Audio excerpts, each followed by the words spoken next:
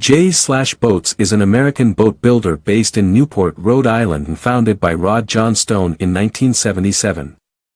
The company specializes in the design and manufacture of fiberglass sailboats. The company's model names all start with J/ and then the design's length overall, LOA, in feet, such as the J/24, or beginning in 1994 in decimeters, J/130, or starting 2021 in meters, J/9. All J/boat designs are monohull, sloop-rigged keelboats constructed of cored sandwich fiberglass. The company's initial design, the J/24, is their most successful, with over 5,500 built.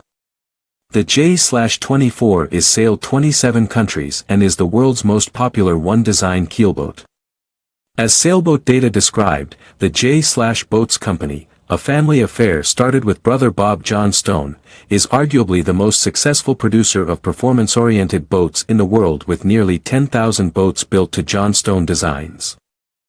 Rod John Stone had completed a correspondence course at the Westlawn School of Yacht Design in the 1960s and in 1975 was working selling advertising for Soundings, a sailing trade magazine, when he started a home-built boat project.